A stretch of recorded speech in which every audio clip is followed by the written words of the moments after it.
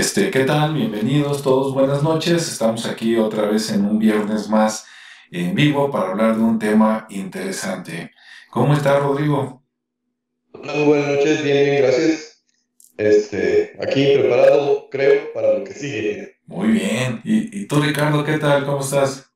Muy bien, gracias. Nuevamente aquí, listo, así como dice Rodrigo, para lo que sigue. Eso, para dispararle a todo lo que brinque, ¿verdad? Así Ok. mismo.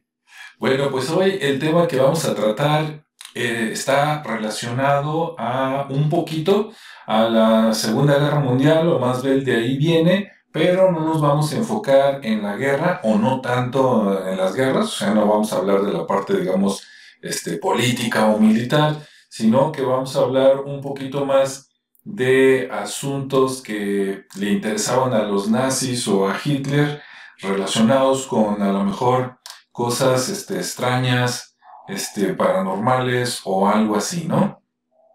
Y bueno, nada más para dar una pincelada así como del panorama general, más lo que quieran agregar aquí Ricardo y Rodrigo.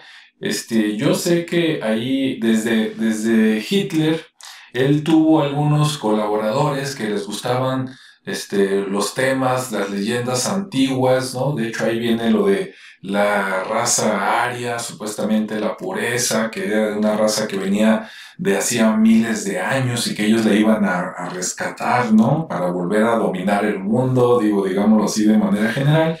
Pero resulta que también buscaron personas y buscaron artículos hasta cierto punto interesantes o mágicos, pues en Alemania, pero también en los países que iban conquistando, ¿no? Como Austria, en Viena, incluso yo tengo algunas noticias leves, pero eso las voy a decir hasta dentro de un rato más, que tienen que ver con Brasil, con Argentina, sí, con la Antártida, pero bueno, por ahí va, ¿no? Entonces, tanto Hitler como algunos de sus colaboradores más cercanos y la famosa SS, ¿no? Que era así como el servicio secreto, pues resulta que además de andar buscando pues dinero, poder, militar, político, todo eso, de repente también andaban buscando por ahí incluso hasta cosas que tenían que ver con el arte, ¿no?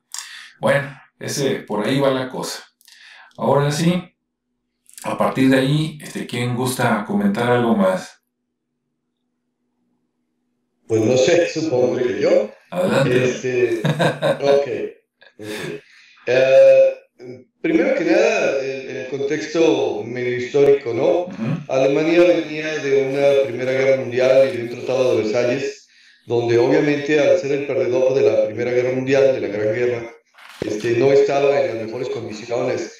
Lo obligaron a pagar muchos años, lo obligaron a quedarse literalmente sin bienes, sin colonias, sin nada. Y esto generó pues un descontento en general en los alemanes que antes gozaban de una buena calidad de vida. En otras palabras, a pesar de que era un país relativamente recién forjado o unificado, pues tenían un buen nivel de vida. Y gracias a la Primera Guerra Mundial y a la participación del Reich, allá con Bismarck y todos los demás, pues no quedaron bien parados. Resulta que el destino de Alemania se forjó en Inglaterra y los principales encargados de determinar su destino económico fueron los judíos asentados en Gran Bretaña e Inglaterra, lo que obligó de alguna manera a pagar impuestos precisamente a estas personas, a los judíos.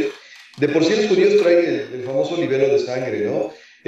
Tienen tal característica los judíos que de repente les echan la culpa de cualquier cosa con tal de echarlos fuera del país, porque tienden, gracias a su educación, gracias a su manera de hacer las cosas y hablando de otros términos, gracias a su religión, a abarcar, predominar o prevalecer por encima de otros pueblos. A pesar de que hayan sido siempre un grupo perseguido, de alguna manera han logrado encontrar la fórmula correcta o perfecta.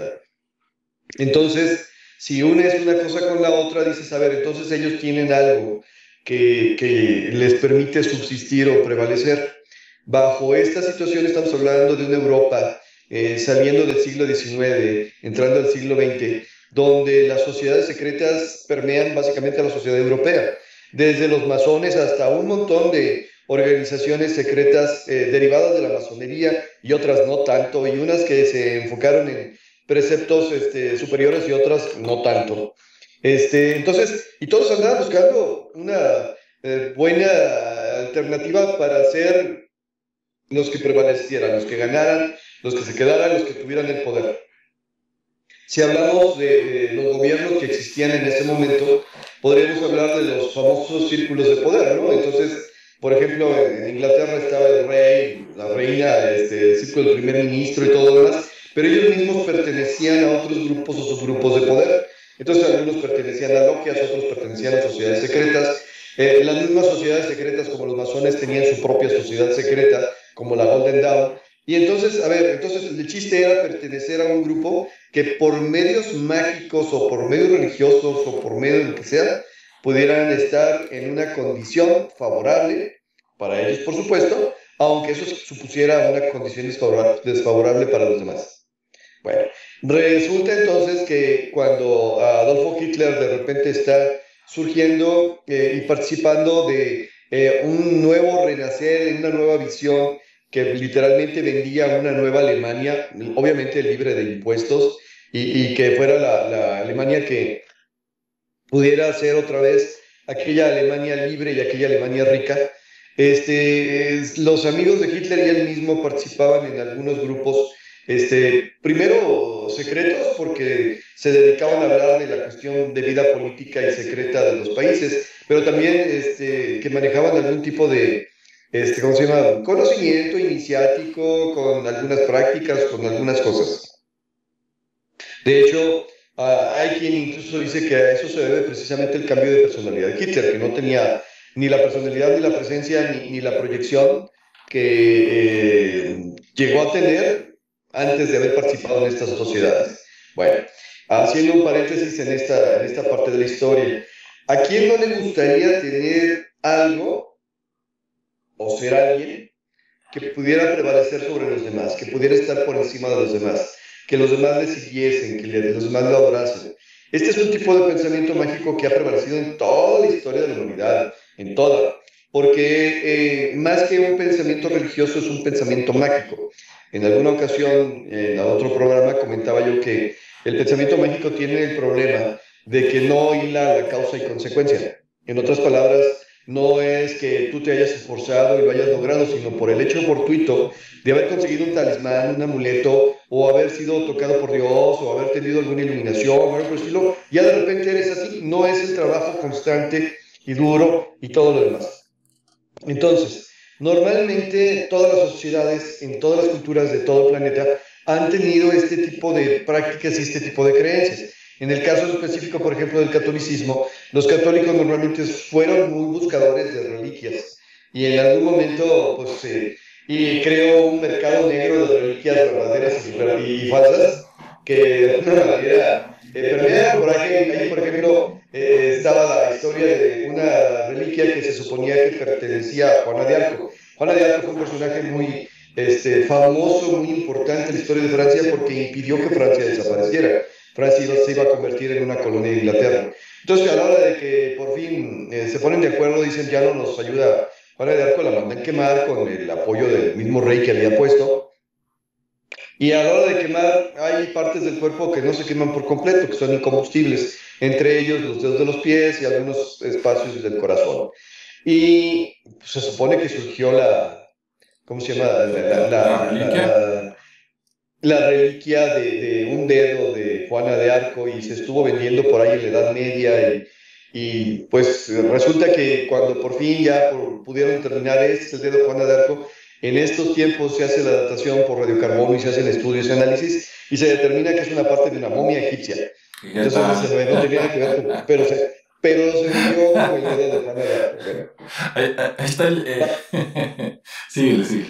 Ahí está el detalle, pues digo. La cuestión en este caso es que desde la Edad Media y tal vez antes, desde el inicio del cristianismo, empezó una guerra, un comercio increíble de reliquias supuestamente mágicas provenientes del cristianismo, y cada cultura y cada religión tiene sus propias reliquias específicas. Algunas favorecen el comercio y otras no tanto. Y entonces, si no favorecen el comercio, pues no hay problema, vamos y la robamos. Regresemos aquí a Indiana Jones, ¿verdad? ¿Es un arqueólogo o es un ladrón?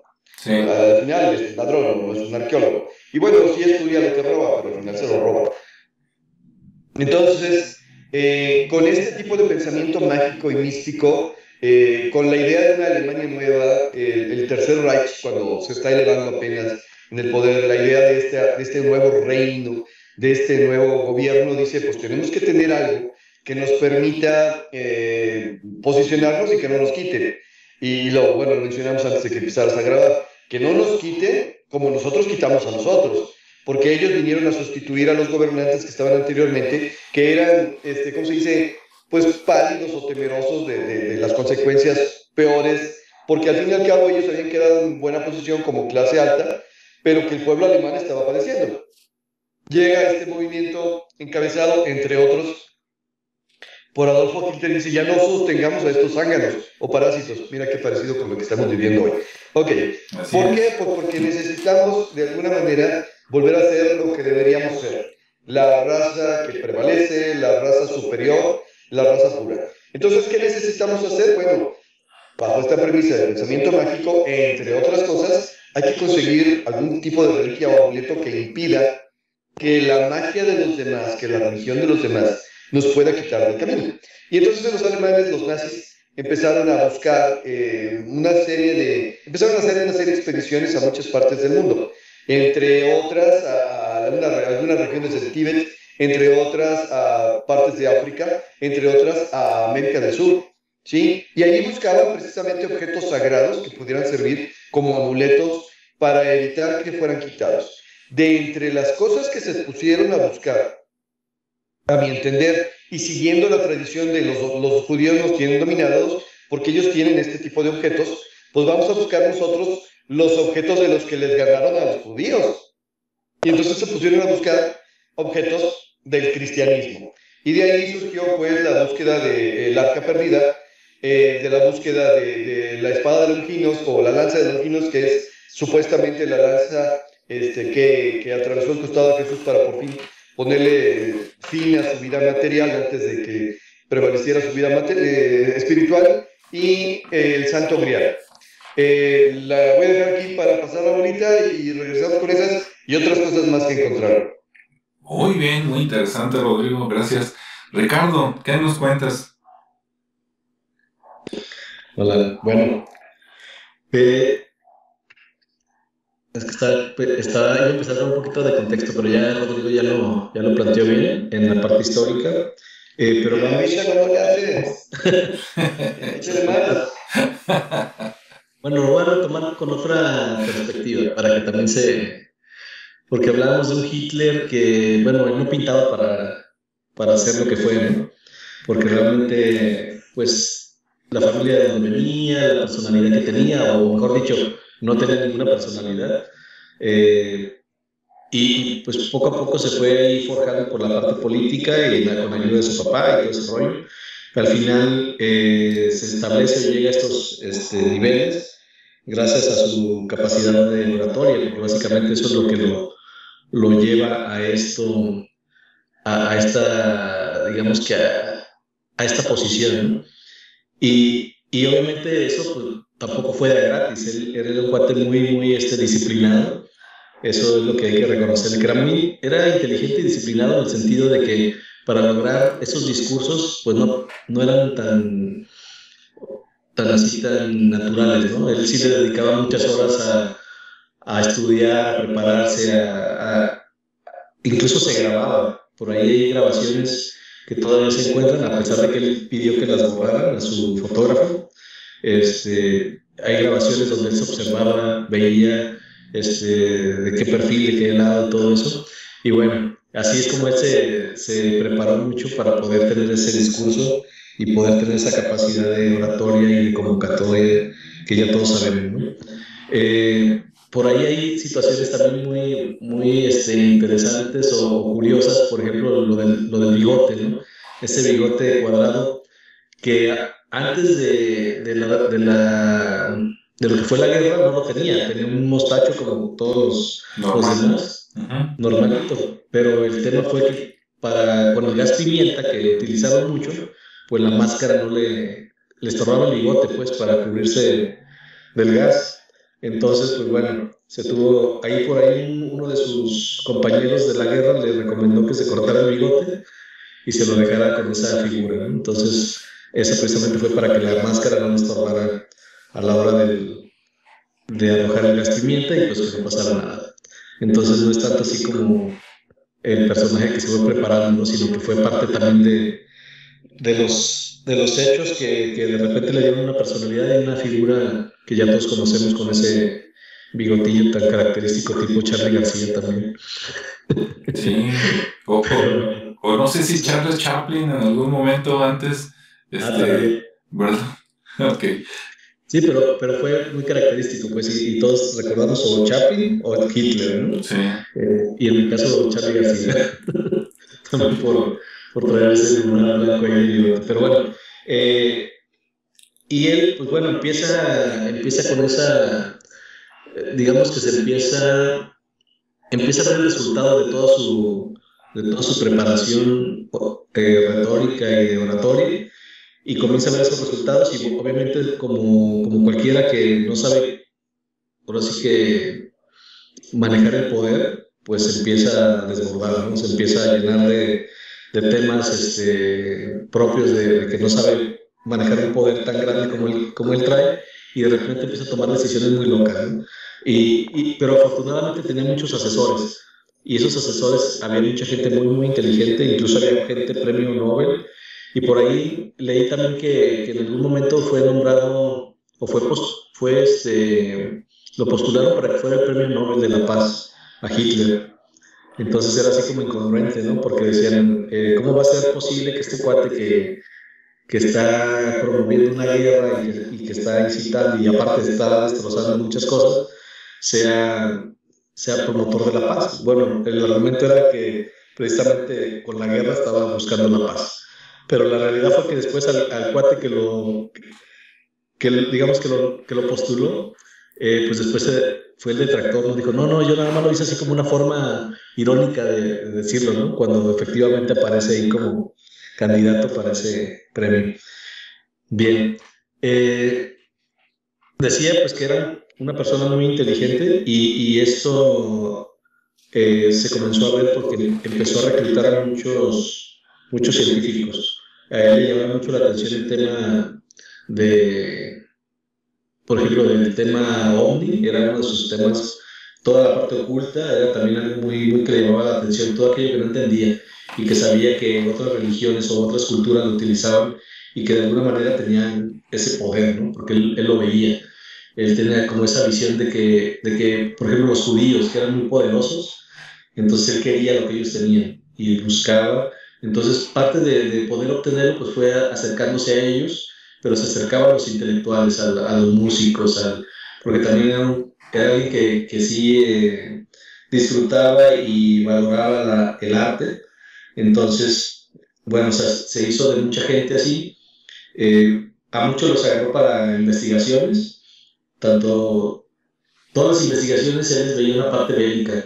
Entonces todo tenía al final aunque no se hubiera investigado para la guerra, él de repente buscaba como el diferenciador, el ser más que los otros mediante la guerra.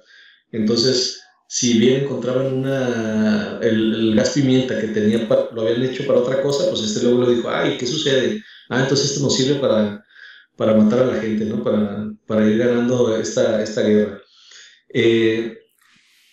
Por ahí también se encuentra una campana, que es uno de los inventos más representativos de él, y que fue medio loco, porque esa campana tiene la figura de una campana. De hecho, Estados Unidos la tiene actualmente, la recuperó y la guardó, supuestamente la tiene escondida, pero esa campana, había mucho científico importante de esa época, la empezaron a construir con tecnología que no se sabe de dónde la obtuvieron, pero esa campana lo que generaba era una especie de radiación. y esa radiación pues obviamente mataba a los que estuvieran cerca. Por lo menos empezó con una de 2 metros, luego 20 metros y así se fue ampliando el radio hasta que los mismos científicos murieron, porque a pesar de que traían protección y estaban todos cubiertos, pues murieron. Y por ahí se escapó alguno que no fue ese día y logró continuar con la investigación. Y entonces después descubrieron que podía tener más alcance y que podían hacer más daño, ¿no? Pero bueno, afortunadamente no la sacaron a... Ahora sí que ese proyecto no salió al público y no causó tanto desastre como como lo otro que ya todos sabemos. Pero incluso hay situaciones donde había... Bueno, los ovnis siempre han existido, ya lo hemos visto incluso en pinturas y hemos hablado de ello. Y por ahí, Alemania, en una selva negra que tiene, una vez encontró una nave, mandó ir por ella, a que fueran por ella, hacer como una especie de reingeniería inversa y ver de qué manera podían rescatar tecnología de allí, ¿no? Parte de esa tecnología pues sirvió para hacer los cohetes, que estaban muy, muy adelantados también en esa parte. Ellos empezaron a hacer cohetes teledirigidos, de tierra, de mar, o sea, la verdad es que estaban muy, muy creativos, pero como digo, todo estaba enfocado a atacar, ¿no? A hacer guerra, a destruir. Entonces, pues bueno, por ahí, dentro de esos experimentos también empezó a hacer la parte de los aviones, a querer volar con otro sentido, ¿no? Digamos, como lo hacían las naves que levitan. Entonces, también hay unas referencias en la Luna. Se cree que los primeros que fueron a la Luna fueron los alemanes, los nazis. ¿Por qué? Porque descubrieron precisamente en la Luna algunas evidencias y unas excavaciones y tierra removida. O sea, por ahí hay rastros de que fueron ellos, ¿no? Entonces se los atribuye. Y bueno, dentro de esa experimental, pues no lo dudo que pudieran haber sido ellos, porque pues tenían mucha gente que conocía el tema, tenían el equivalente a Albert Einstein, y obviamente en Estados Unidos pues también estaban trabajando en la parte atómica, ¿no? Ellos también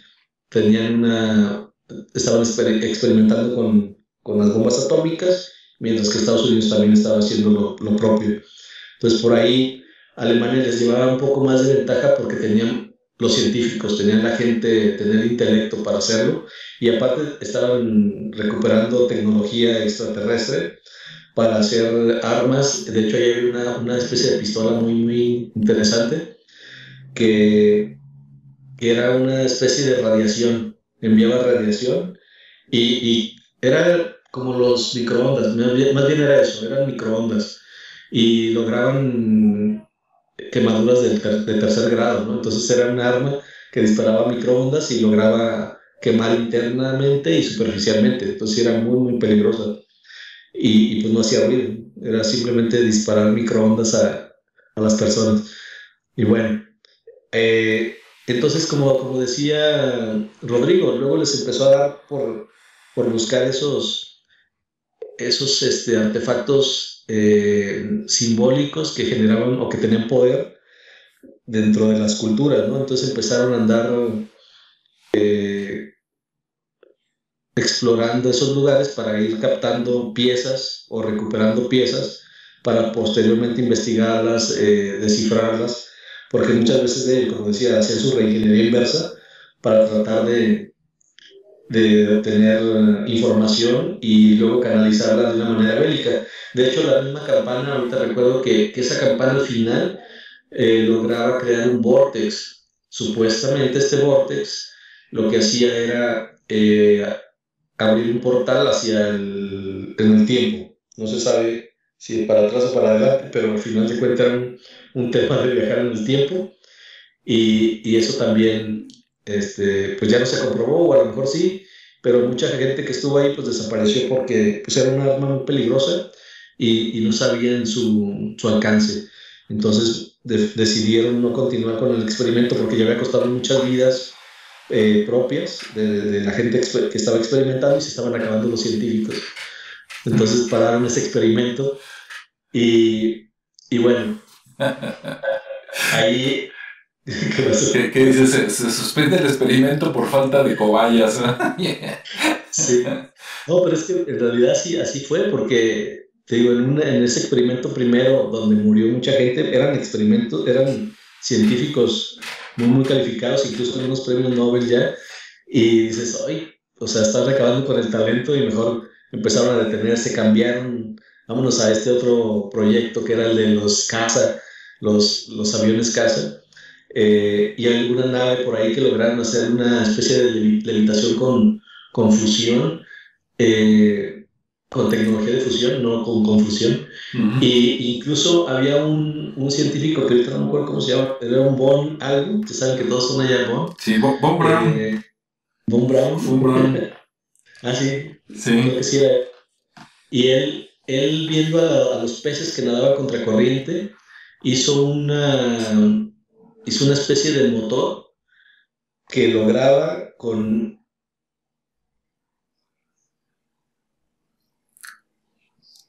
Ah, caray, sí, le diste al micrófono sin querer.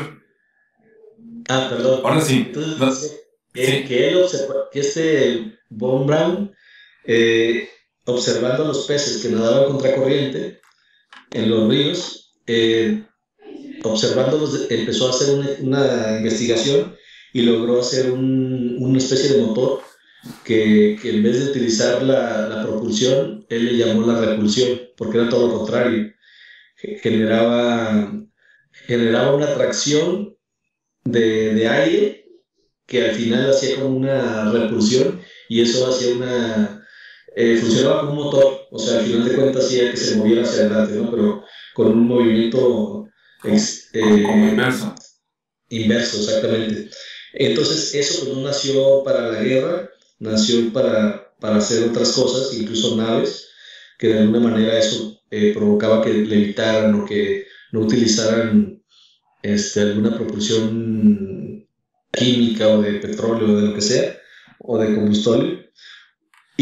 Pero Hitler ya estaba pensando en qué hacemos, ¿no? ¿Qué hacemos con eso para destruir algo? Entonces, pues a este cuate no le gustaba mucho eso y bueno, pues ahí iba, se desmotivaba un poquito porque él buscaba más, su área era pues la parte científica, ¿no? La parte de crear y pues buscaba siempre la parte bélica. Bien, hasta ahí lo voy a dejar un momento para continuar con otra fase, porque luego siguen más cosas, ¿no? Hay más temas referentes a lo que empezaron a buscar, lo que empezaron a crear, el famoso castillo que pretendía ser el centro del mundo, y bueno, ahí lo dejamos para una siguiente vuelta. Muy bien, muy interesante también lo que dijiste, Ricardo. Voy a retomar puntos de los dos para ampliarlos un poquito junto con otras cosas y echarle toda la carne al asador y vamos a ver qué sale, ¿no? Con lo que complemente. Bueno, yo traigo por aquí que, bueno, para empezar, que yo sepa, ¿verdad? Si me equivoco ahorita me corrigen. No hay fotografía o video real que muestren que Hitler de verdad murió. Hay documentos, dicen que pasó, pero nadie lo vio. ¿Sí? Cualquier coincidencia con Estados Unidos, cada que dice que mata a alguno de sus enemigos y nunca los presenta muertos, pues yo creo que no es casualidad, ¿no? Por ejemplo, el que ustedes quieran, ¿no? Saddam Hussein y de ahí para atrás, siempre dicen que los agarran, los matan y nunca los presentan. Entonces dices, pues, ¿quién no me dice que, por ejemplo, ahora sí que les dan una chainadita, les cambian la ropa, ¿verdad? Les pintan el cabello y los mandan a Centroamérica y ahí viven felices para siempre hasta que mueren?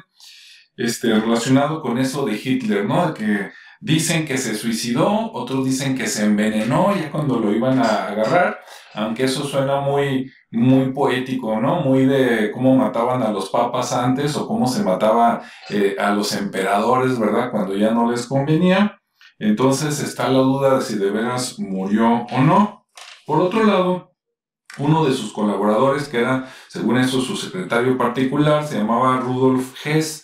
El apellido me recordó a Hermann Hess, ¿no? El del lobo estepario, ahí por si alguien quiere acordarse de la secundaria. o de la prepa.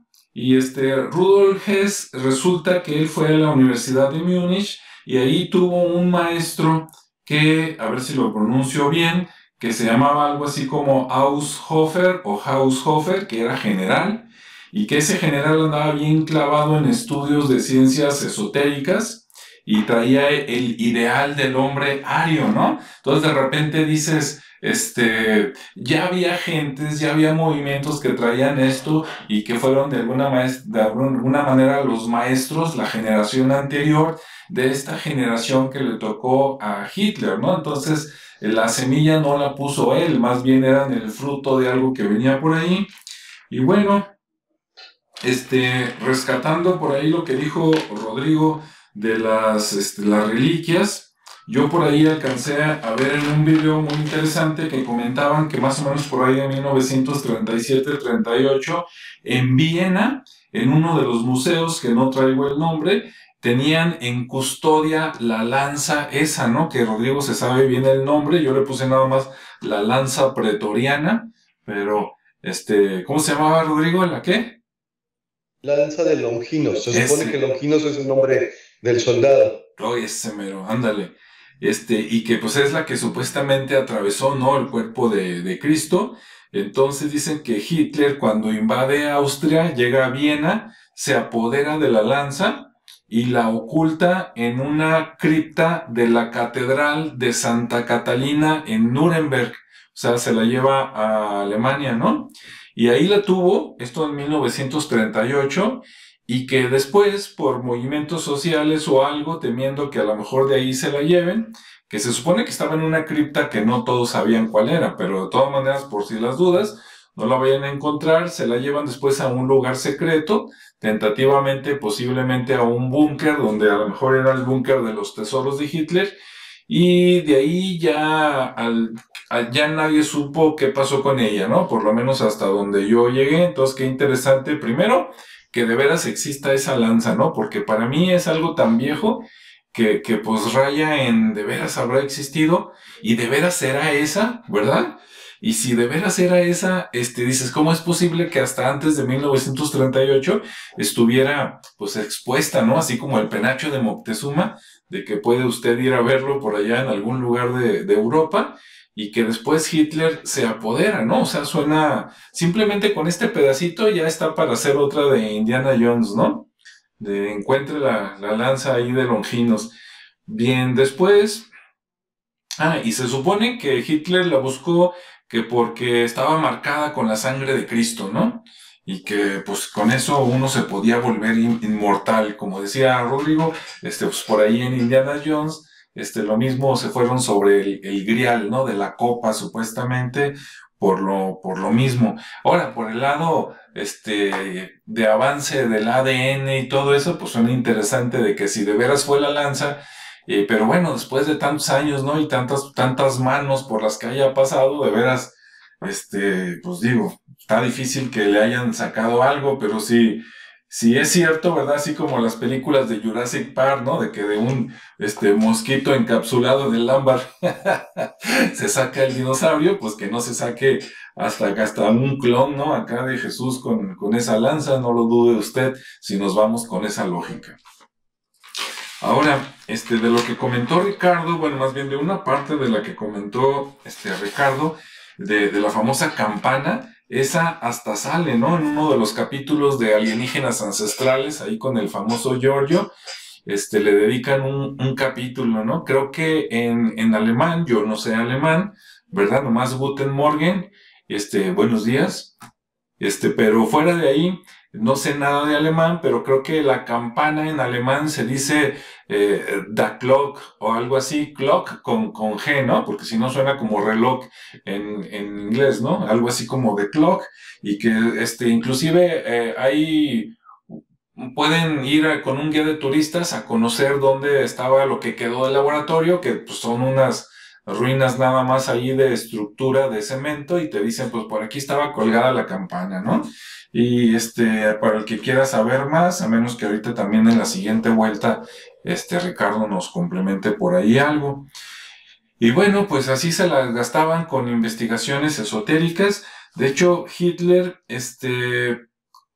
dicen que en algunas noches que empezó a tener, bueno, cualquiera que llega al poder,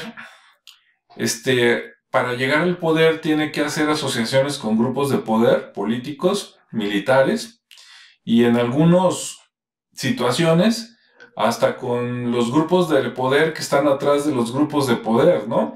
Y dicen las malas lenguas que algunos de esos grupos, pues inclusive hasta pueden ser no humanos, ¿no? Entes por ahí, raras. Y por acá hay un nombre que ese sí no alcancé a anotarlo, pero un alemán que también era de la generación anterior de Hitler, que dicen que él estuvo enseñando esoterismo a Hitler durante 3 años y que en esos años le enseñó técnicas que tenían que ver con los lamas del Tíbet, donde él, Hitler, se podía conectar con ellos. Y dices, ¿quiénes son ellos? Pues piense usted lo que quiera, ¿no? Demonios, entidades, los que están detrás de los gobernantes, como quiera. Pero como todo tiene su precio, dicen que después Hitler empezaba a tener pesadillas y que se despertaba gritando en la noche, ¿no? De que ahí está, viene por mí. Ahora, lo interesante es que hasta donde lo que yo pude leer, no decía vienen, plural, decía viene, ¿no? Entonces, ¿quién viene por ti, verdad? Pues a quién le prometiste qué, ¿verdad? O a quién le pediste qué. Y dicen que él estuvo en comunicación o que también tomó cosas de Petrona Blavatsky, y que pues ella, para los que son esotéricos, pues ya la han escuchado por ahí, que ella pues hacía contacto también, o que tuvo en su momento contacto con los espíritus del Tíbet, con entidades antiguas, diríamos prehumanas, imagínense ustedes lo que quiera, y que esas entidades prehumanas, no materiales, le contaron a ella sobre los orígenes de la humanidad y que a través de ella o sus escritos, de alguna manera, pues llegaron a manos de Hitler, ¿no? Entonces él quería hacer contacto con estas entidades antiguas, como diría Mumra, con los antiguos espíritus del mal, ¿verdad? Para que, pues precisamente transformen su cuerpo decadente en el orador que nos decía Ricardo, que se transformaba cuando estaba en el micrófono, y también para tratar de vivir más, ¿verdad? Para conquistar más. Bueno, ahí está, y pues le dejamos la bolita. ¿Cómo ves, Rodrigo? Bueno, primero comentando lo de Ricardo, yo no sé de la campana, yo no sé. Lo que sí sé es que a mí me encantaban los aviones de la Segunda Guerra Mundial y los aviones de la Segunda Guerra Mundial al principio eran aviones normales, pero los últimos aviones que sacaron las fábricas alemanas antes de que se acabara la guerra, de hecho algunos en diseño y algunos en prototipo, eran aviones de reacción, o sea que no tienen nada que ver con las hélices ni con las... No, ya eran aviones de turbinas. Y sí, efectivamente hay por ahí algún modelo y algún prototipo de avión en forma redonda estilo OVNI. Yo no sé si se copiaron un OVNI, si llegaron a la luna o no, pero sí, sí había esa tecnología. Y bueno, si de haber salido un poquito antes y tener todavía presupuesto para hacerlo, hubieran alargado la guerra un rato más, porque los otros aviones quedaban en ridículo comparado con lo que estos aviones podían hacer. Sí. Bien. Continuando un poquito esta situación de las búsquedas, precisamente en la búsqueda de decir, a ver, los curiosos son los que tienen el poder y nosotros queremos ser los que tenemos el poder, pues se enfocan en la búsqueda del renacer de la raza aria. Los arios originalmente provienen de la zona de la India y básicamente tenían como característica principal ser conquistadores, ser blancos, ser bla, bla, bla, ¿no? Entonces, bueno, de alguna manera se supone que Europa fue invadida y conquistada por los arios y decían, nosotros somos descendientes de ellos. Y a la hora de que van a investigar en una de estas expediciones los orígenes y siguiendo las tradiciones que estaban ahí, pues sacan un montón de símbolos y características. Entre otras cosas, se logran adueñar, creo que de forma pacífica, creo que le regalan una estatua de uno de los bodhisattvas, uno de los seres humanos ascendidos, por decirlo de alguna forma, de esos iluminados. Pero esta estatua está hecha a partir del metal obtenido de un meteorito. Entonces, si bien no proviene del cristianismo, proviene del budismo, de alguna manera estaban buscando ese tipo de cosas, ¿no?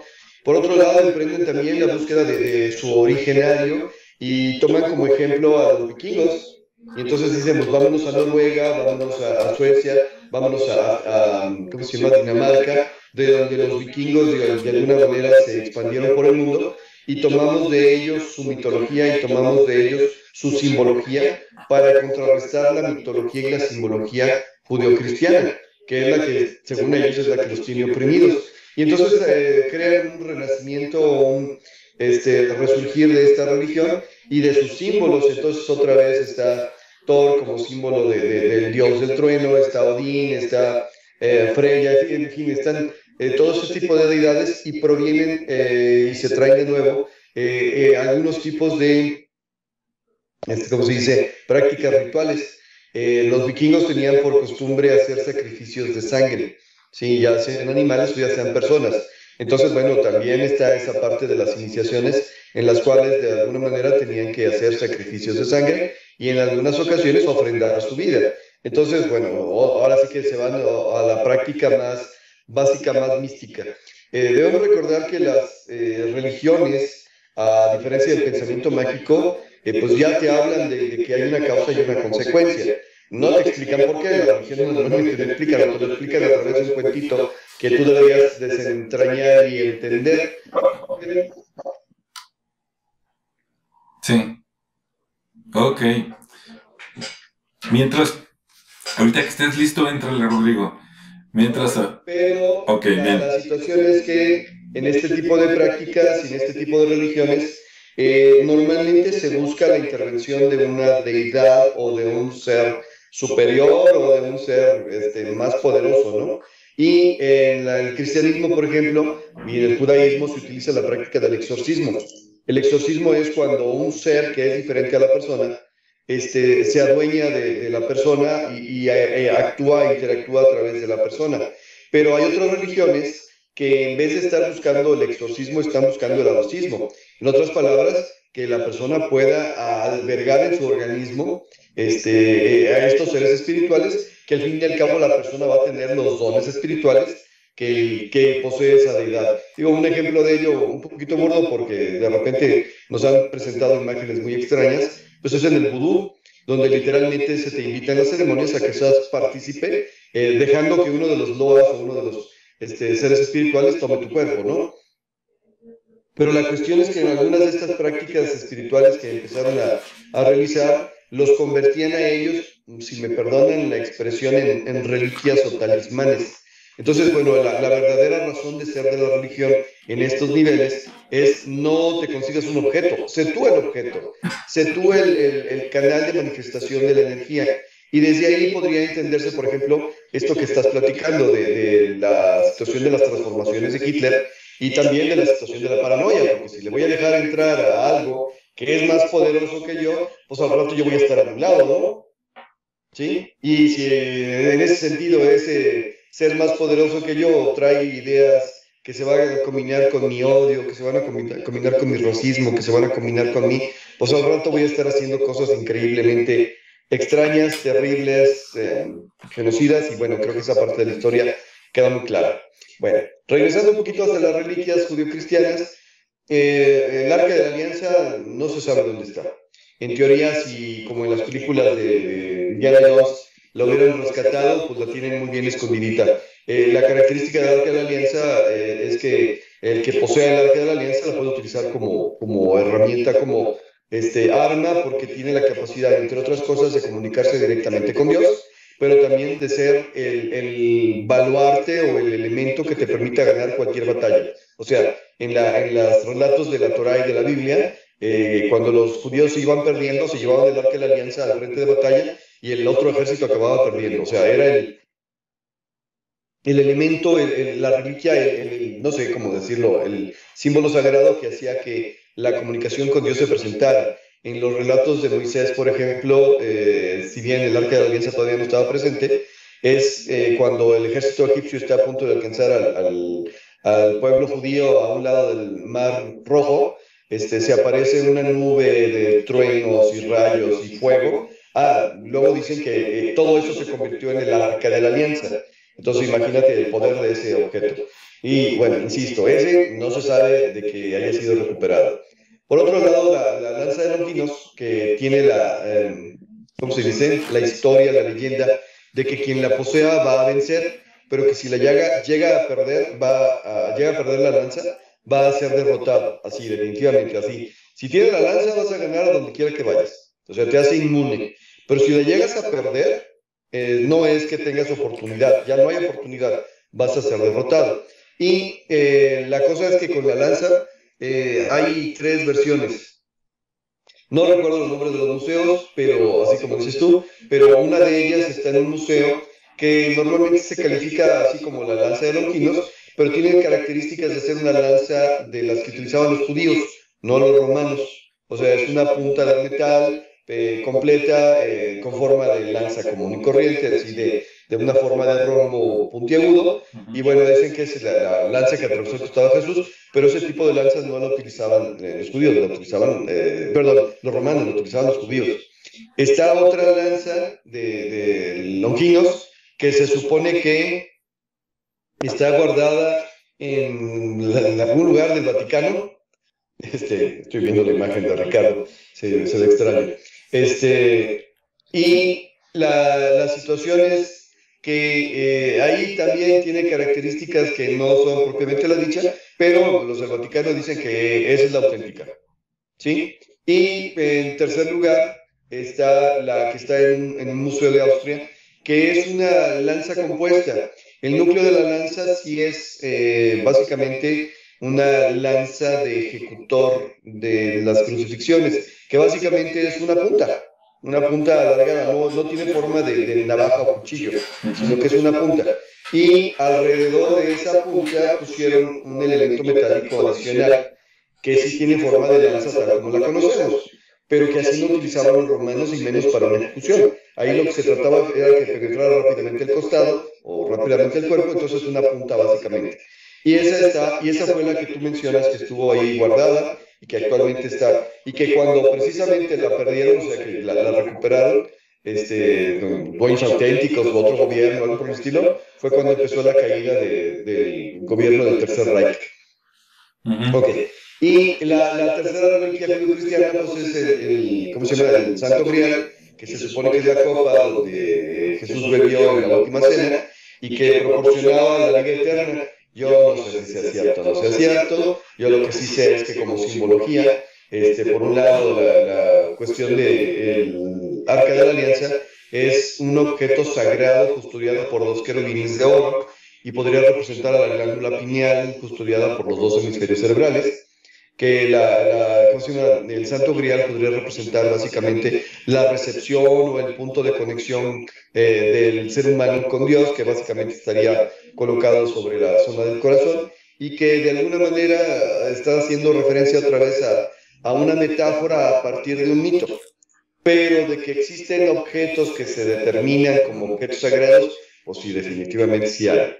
Así que, bueno, en la búsqueda de la perfección, en la búsqueda de la inmortalidad, en la búsqueda del poder absoluto, pues aparentemente se vale todo e incluso creerse las mentiras o creerse las verdades.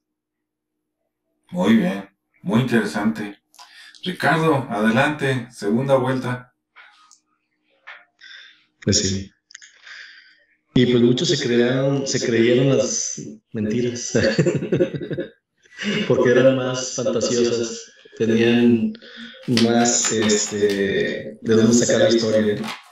Pero bueno, también hay realidades que se pierden en esa versión del imaginario y que por conveniencia así están, ¿no? Para que no indaguen más en ese asunto.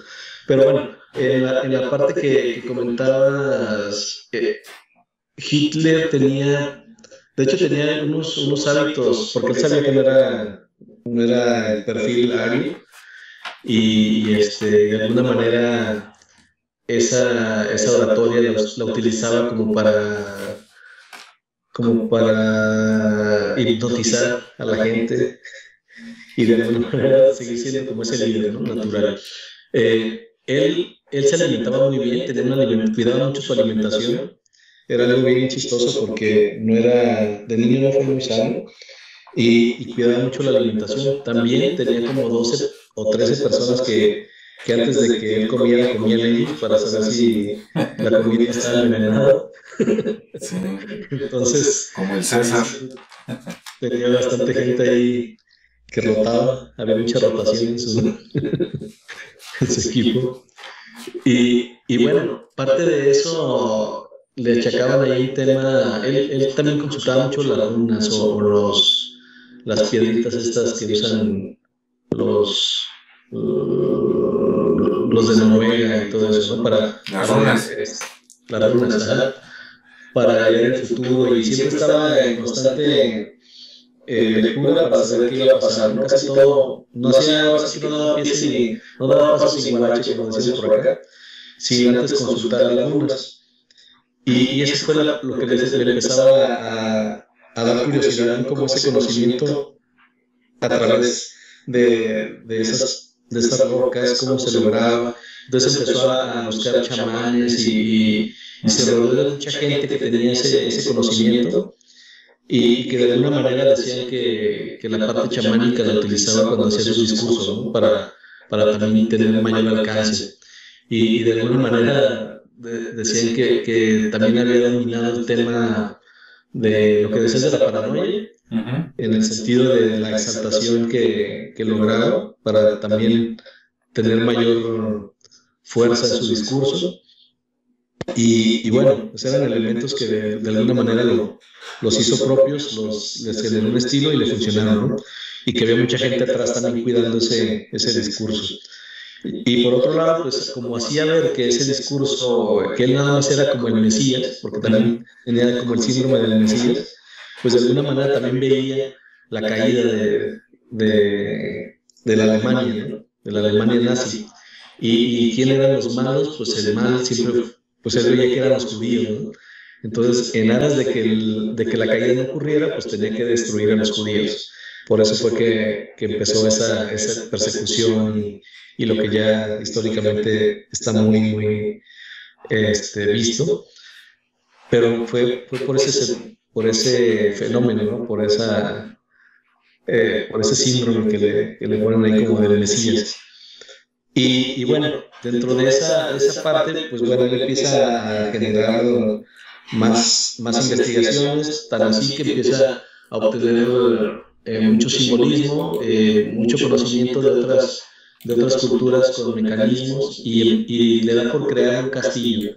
Pero más que por crear el castillo, era el símbolo del castillo, que tenía que ser primeramente triangular, el segundo cerca de uno de los bosques más representativos de los teutones, de los alemanes, de los guerreros, donde se daban ahí esas, digamos que prácticas rituales previos a una guerra, pero de guerreros muy anteriores, ¿no? Esos tipo como el rey Arturo, ¿no? Que traía sus armaduras y todo ese rollo. Entonces él, como haciendo alegoría a esa gente muy antigua, pues dijo, voy a crear un lugar donde se ritualice y se homenajee a esos guerreros, y nos vamos a convertir en esos nuevos guerreros, ¿no? Vamos a hacer ese vínculo entre el pasado y el presente. Y empezó a crear un castillo triangular que para ello obviamente se hizo de judíos esclavos, qué raro, y empezaron a construirlo, ¿no? No lo llegaron a terminar completamente, pero prácticamente está completo. Si lo ven, está ahí por, te les digo cómo se llama el lugar. Es que tiene un nombre, dice Wewelsburg. Y está pues en Alemania, ¿no? Y ahí, en ese lugar que es una especie de cerro con bosque, ahí está situado, y le llaman el Castillo Negro también, aunque la roca se ve muy blanca. Pero como adentro está en el centro una figura que representa el sol negro, que es la suástica con 12 rayos, que eran los 12, también los 12, digamos que sabios, o los 12 personajes que iban a estar alrededor, como en la mesa redonda de Arturo. También se imaginaba que iba a haber una mesa redonda, y que ese lugar, de hecho, ahorita lo convirtieron en un museo. Y exactamente ahí donde está el sol negro, está un lugar con puff ahí para que la gente vaya y se siente, y se llama el Salón de los Líderes Supremos, así se llamaba ese salón. También tiene, está rodeada por 12 columnas, tiene 12 rayos, y en la cúpula está también esa figura, pero en dorado. No están los 12 rayos, están 4, que es la parte de la suástica, pero con unas extensiones, y con 4 orificios, porque esa parte también tiene una simbología de que por ahí en algún momento podrían llegar los rayos a iluminar y a darles ese poder, ¿no? Así me imaginé un poquito a Frankenstein, ¿no? cuando necesitaba de la energía. Y bueno, esa fue como una de las obras donde él pretendía que fuera el centro del mundo, porque a partir de ahí la cultura nazi o los alemanes se iban a empezar a expandir e iban a lograr pues el imperio que soñó este cuate y que afortunadamente no logró en ese sentido de hacer el mal, ¿no? De ir conquistando y matando gente. Porque por el otro lado también, pues todo lo que investigó, yo me imagino una cultura, digamos, que ganara la guerra, ¿no? Que ya no había, independientemente de lo que haya pasado, es algo hipotético. Imaginemos que ganaron y que siguieron investigando, ya no había necesidad de investigar cosas bélicas, pero sí había cosas mejores que investigar, ¿no? Entonces a lo mejor estos cuates con tanta tecnología ya, y con tanto científico y con tanta gente ya en paz, pues hubieran hecho a lo mejor algo muy bueno, ¿no? No lo sé. Ahí en otra realidad alterna pudiera ser que lo descubramos. Pero sí fue bastante interesante esa parte. Luego se habla mucho de la muerte, que también por ahí mencionaban, la parte donde Hitler muere y que de alguna manera tenía todo el plan previsto, de que si en algún momento iba a morir, pues él se envenenaba supuestamente, o mejor dicho, él se suicidaba y su esposa se envenenaba, y ya una vez suicidado, él incineraba. La realidad es que pues nunca se encontró ningún rastro de nada, ¿no? Ni de envenenamiento, ni de suicidio, ni de nada. Pero sí se han encontrado muchas evidencias fotográficas, incluso en Argentina, de gente o de una persona que se parece a él y que de acuerdo a los tiempos, a la edad, pudiera ser que envejeció y está tal cual. Entonces, y curiosamente en Argentina pues también hay un museo, ¿no? Con muchos tesoros ahí de la Alemania nazi que se pueden encontrar por allá con muchas piezas interesantes.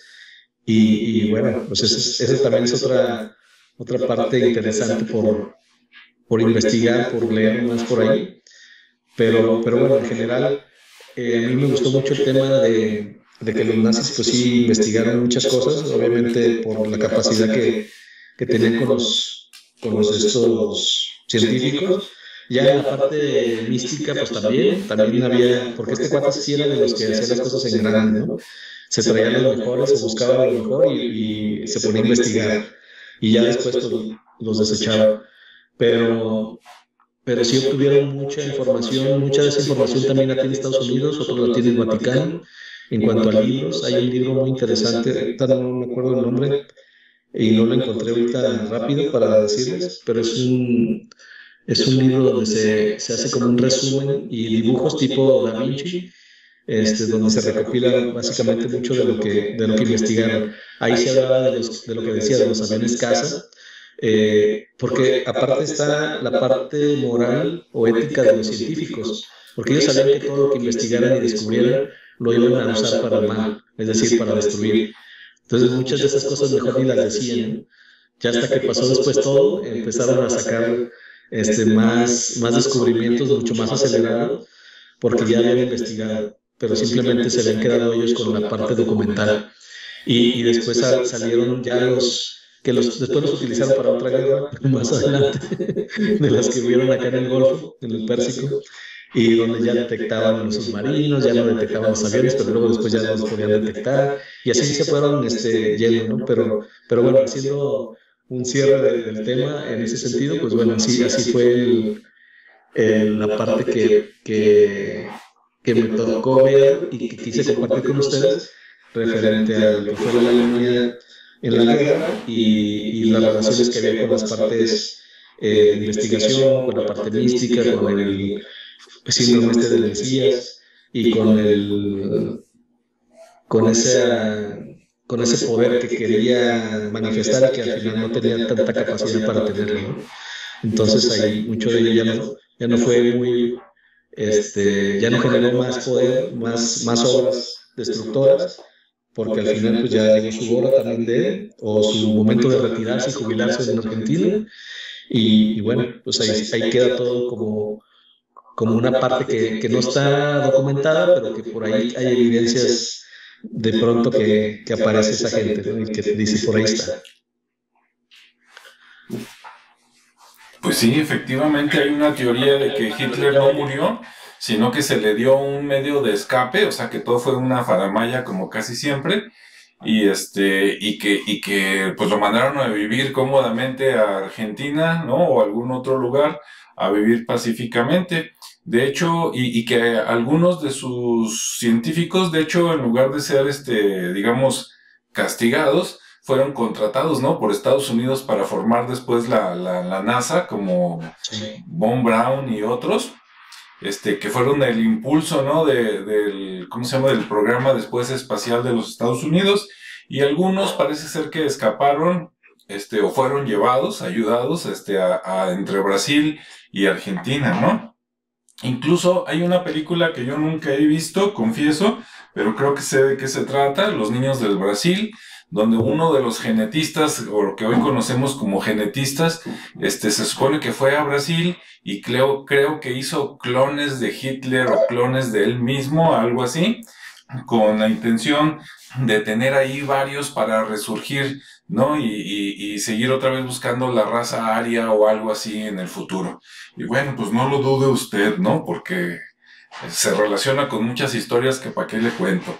Pero bueno, yo también en lo que busqué me llamó mucho la atención que dicen que Hitler mandó a hacer más bien una expedición para buscar el reino de Agartha, ¿no? Que se supone que es un reino perdido, que ahí tiene que ver con la tierra hueca, que fue un reino que alguna vez estuvo en el exterior, pero que después de un cataclismo o algo así, quién sabe cómo fue a dar al interior, y que por ahí viven, y que es una raza muy antigua, muy avanzada científicamente, muy avanzada también mentalmente, ¿no? Pueden ser precursores de humanos, así como prehumanos o cosas que ni siquiera son humanas. Y entonces, pues ahí está, incluso me llamó la atención que dicen que ese reino de Agartha antes se le llamaba Paradestia o Paradestia, y que significa ciudad feliz, y en cambio Agartha significa ciudad inaccesible.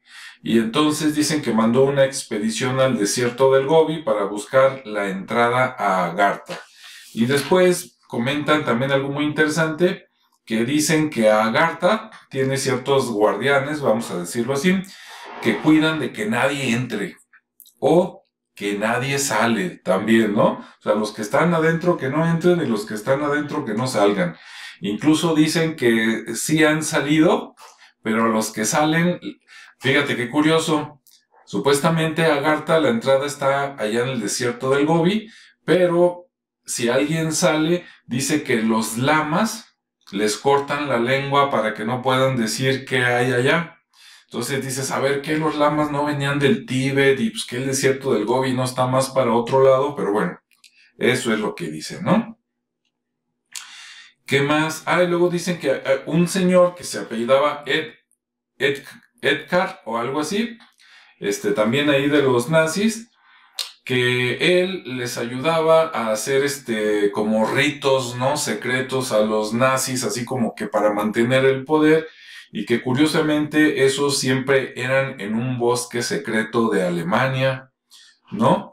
Y dices, mira qué casualidad con los Bush y otros, ¿no? Seguramente todos han escuchado, y si no, pues nada más rasquele un poquito de internet y van a salir que todos los grupos de poder de Estados Unidos hasta la fecha, por lo menos de los años 50 para acá, pues realizan ciertos rituales, ¿no? Donde invitan a la crema de la sociedad, y pues que hacen ritos y hasta sacrificios por ahí extraños, ¿no? Entonces, el saber que acá por estos tiempos eso ya se hacía con Hitler, pues dices, se me hace que les ayudaron a salir, ¿no? Y se fueron casi todos a Estados Unidos, los poderosos, y los otros quedaron regaditos por ahí en Latinoamérica, o por lo menos, bueno, eso parece, ¿no?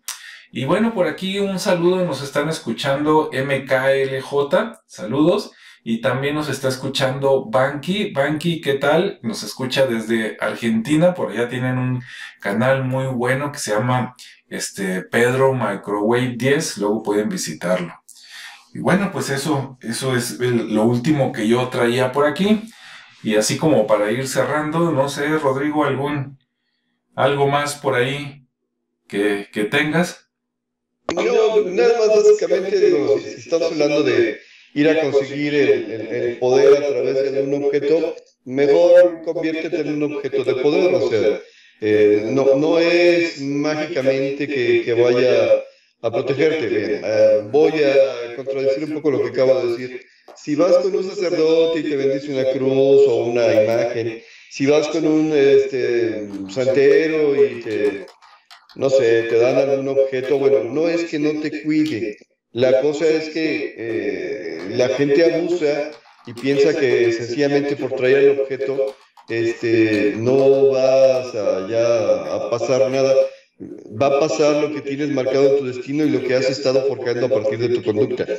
Así que el mero objeto no te va a salvar, lo que te va a salvar es tu conducta y lo que te va a salvar es tu destino, por así decirlo, ¿no? Tu predisposición a hacer y vivir las cosas como tiene que ser, que es parte de lo que contradice un poquito las religiones, porque pues ¿de dónde sacamos negocio? Pues mejor te vendo unos cirios, o mejor te vendo una cruz, o mejor te vendo... No, mejor sigue las enseñanzas de esta religión o de la otra para que vivas de acuerdo a ellas.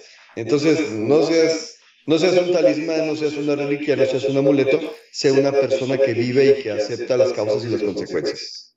Ese sería mi comentario.